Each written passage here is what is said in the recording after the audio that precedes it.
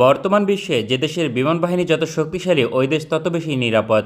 তাই বিমান বাহিনীকে শক্তিশালী করতে মনোযোগী প্রভাবশালী দেশগুলো এজন্য তৈরি করা।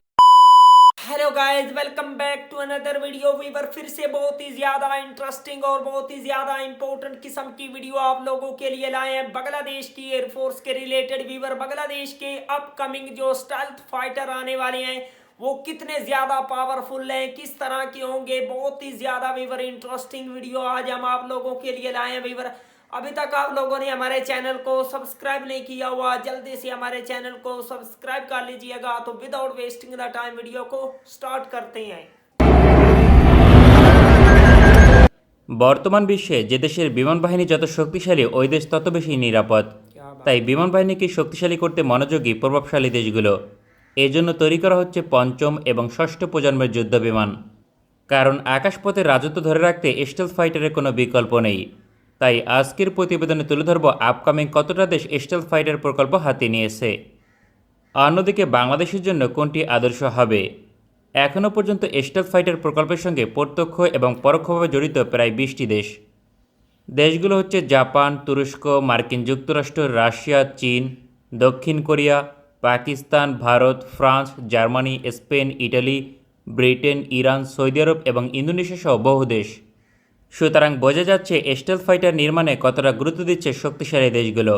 এই তালিকায় মার্কিন যুক্তরাষ্ট্র, রাশিয়া এবং চীন ইতিমধ্যে পঞ্চম প্রজন্মের যুদ্ধবিমান সার্ভিসে আনতে সক্ষম হয়েছে।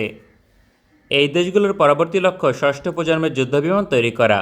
2030 সালের মাঝে তারা ষষ্ঠ প্রজন্মের ফাইটার তৈরি করতে সক্ষম হবে।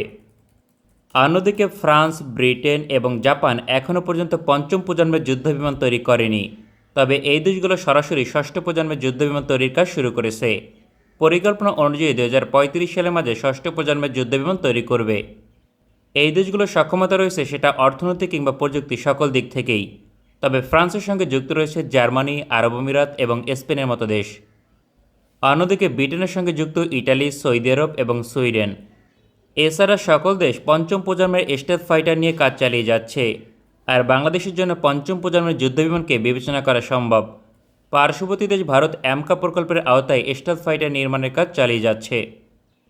তবে এভিয়েশন শিল্পে ভারতের পর্যাপ্ত অভিজ্ঞতা না থাকায় মিত্র দেশের সহযোগিতা নিচ্ছে।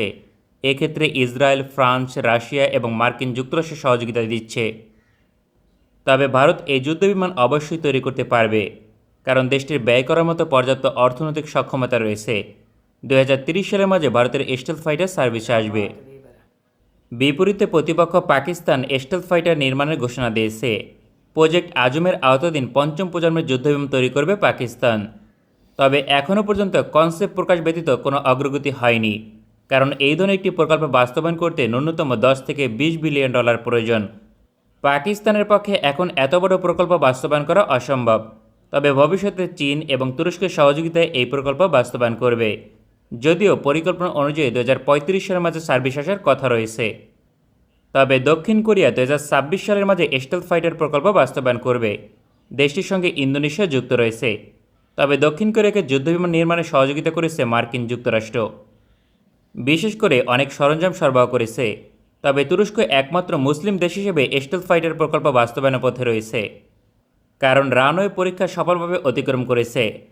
সুতরাং তুরস্কের পঞ্চম প্রজন্মের যুদ্ধবিমান প্রকল্প এখন বাস্তব বলা যায়।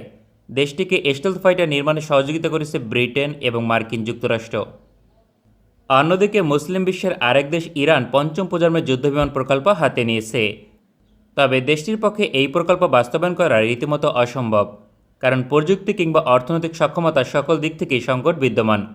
উপরিক্ত প্রকল্পের মাঝে বাংলাদেশ চাইলে যে কোনো দেশ থেকে আপকামিং স্টেলথ ফাইটার কিনতে পারবে। তবে মার্কিন যুক্তরাষ্ট্রের ষষ্ঠ প্রজন্মের যুদ্ধবিমান পাওয়ার সম্ভাবনা নেই। এছাড়াও রাশিয়ার অপশনে এমনিতেই যাবে না বাংলাদেশ, কারণ প্রযুক্তি কিংবা অর্থনৈতিক সুবিধা সকল দিক থেকে বিবেচনা করলে রাশিয়ার অপশন সঠিক হবে না।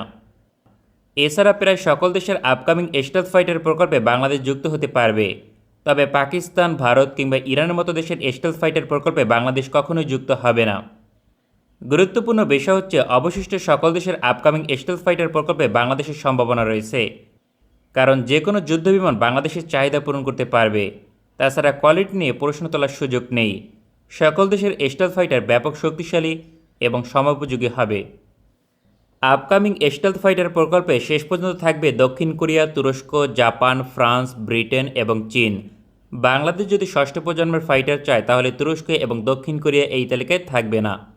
তবে ষষ্ঠ প্রজন্মের যুদ্ধবিমান বাংলাদেশের অবস্থান থেকে ক্রয় করা জটিল, যার একমাত্র কারণ আকাশচুম্বী অর্থ ব্যয় করতে হবে। অন্যথায় ষষ্ঠ প্রজন্মের যুদ্ধবিমান ক্রয় করতে কোনো বাধা নেই, very interesting. কারণ সকল দেশ চাইছে তাদের সঙ্গে বাংলাদেশের মতো দেশগুলো অংশগ্রহণ করুক। সেক্ষেত্রে চাইলে ফ্রান্স এবং ব্রিটেনের সঙ্গে যুক্ত হতে পারে।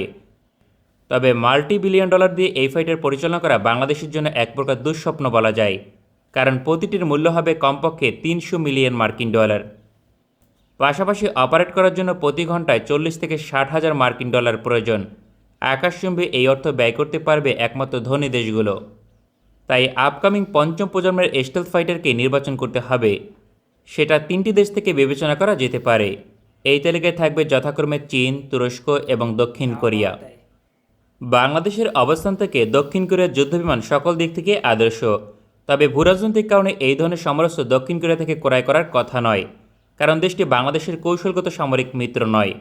কেননা ভারত এবং মিয়ানমার উভয় দেশের সঙ্গে দক্ষিণ কোরিয়ার সম্পর্ক অত্যন্ত ঘনিষ্ঠ। वंडरफुल वीवर, क्या शानदार किस्म के ये जो स्टेल्थ फाइटर जेट है इनको बांग्लादेश में लाया जाएगा। अपकमिंग बांग्लादेश में बहुत जल्द दुनिया की जदीद तरीन मॉडर्न किस्म के जो स्टेल्थ फाइटर हैं वो ऐड होने वाले हैं और बांग्लादेश की फिजाइया की जो पावर है वो और भी ज्यादा बढ़ जाएगी। बांग्लादेश बहुत ही ज्यादा सीरियस है फाइटर जेट को लेकर। फाइटर जेट बांग्लादेश की एयरफोर्स की नीड है और उसको बांग्लादेश जो है डेफिनेटली बाय करना चाहता है। बहुत ही ज्यादा जबरदस्त तरीके से बांग्लादेश की जो एयरफोर्स है, जितनी भी फोर्सेस है वो कोशिश कर रही है बांग्लादेश को मजबूत बनाने की, बांग्लादेश को सेफ करने की। तो व्यूअर, अगर आप लोगों को मजीद इंटरेस्टिंग वीडियो देखनी है तो जल्दी से हमारे चैनल को सब्सक्राइब कर लीजिएगा। मिलते हैं आपसे नेक्स्ट वीडियो में इंशाअल्लाह। तब तक के लिए अल्लाह हाफिज।